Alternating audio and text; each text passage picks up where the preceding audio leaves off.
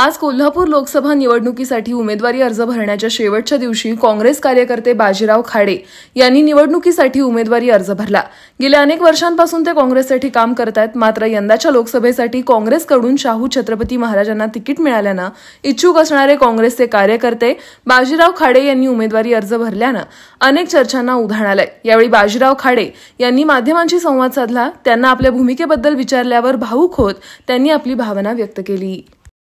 काँग्रेस पक्षामध्ये गेली 28 वर्षे मी काम करतोय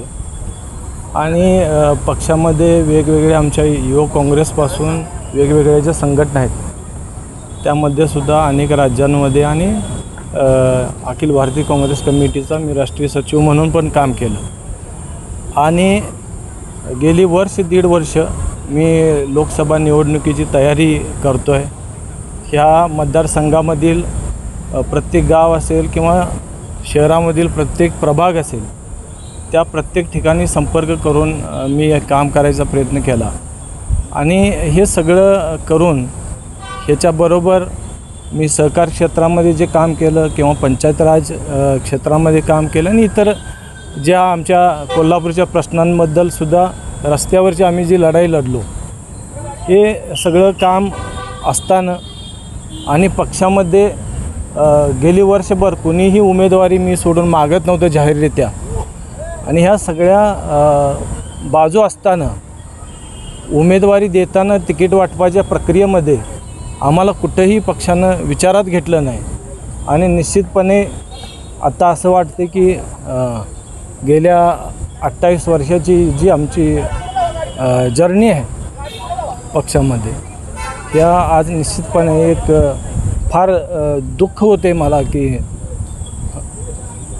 मी उमेदवारी अर्ज भरतोय। पक्षाला सोडचिठ्ठी देत आहे, परंतु जो स्वाभिमान आहे कार्यकर्त्याचा, कारण कार्यकर्ता एक विचारधारा घेऊन काम करतो, त्यानं केलेलं काम, त्यानं केलेलं पक्षासाठीचं योगदान असं जर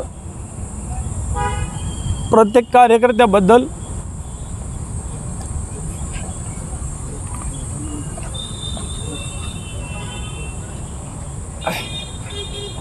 असं दुर्लक्षलं जाणार असलं,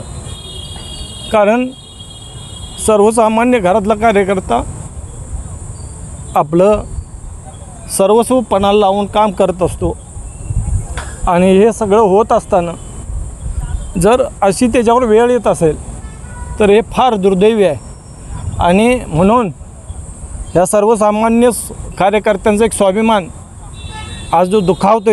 ह्या माध्यमातून त्याचा आवाज बनून आज मी उमेदवारी अर्ज भरलेला आहे। कारण जो कार्यकर्ता काम करत असतो तो फार संसाधनानं मजबूत नाही,